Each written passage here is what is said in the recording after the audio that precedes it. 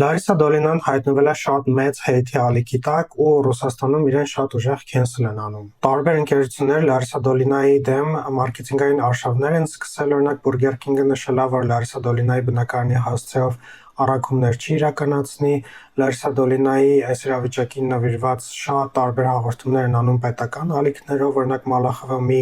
ամբողջ հաղորդում է նվիրել այս ամեն ինչին։ Վիկիպեդիայում արդեն հոդված կա Effect Larissa Dolinai վերնագրով։ Դոլինայի սոցիալական էջերը ուղղակի հեղեղված են քննադատող մեկնաբանություններով։ Իր հետ կապված պատմությունը մի քանի օր շարունակ Ռուսաստանի անշրջգույքի շուկայում քաոսային իրավիճակ էր ստեղծել։ Ռուսաստանի պարլամենտը քննարկումներ է սկսել այս թեմայի վերաբերյալ։ Մի խոսքով ամեն ինչ շատ լուրջ է,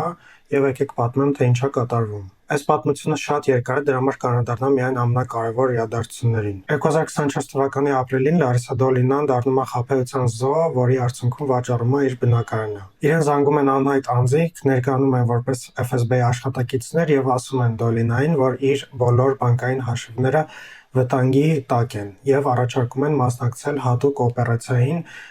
որի նպատակն է գտնել այդ անհայտ հանցագործներին։ Դոլինային խաբում են, որ հանցագործները վարկ են վերցրել եւ գրավ են դրել իր բնակարանը եւ նա պիտի բնակարանը վաճառի, այդ ստացած գումարներով փակի վարկը, որպեսզի հետագայում չկորցնի բնակարանը եւ դրա արդյունքում իրենք հնարավորություն կունենան գտնել հանցագործներին։ Դոլինան համաձայնվում է եւ օգոստոս ամսին 112 միլիոն ռուբլիով, սա մոտավորապես 1.5 միլիոն դոլար է, վաճառում է իր բնակարանը։ Գնորդը Պալինա Լուրիան է, նրա մասին շատ բան հայտնի չի, բայց միայն գիտենք, որ ինքը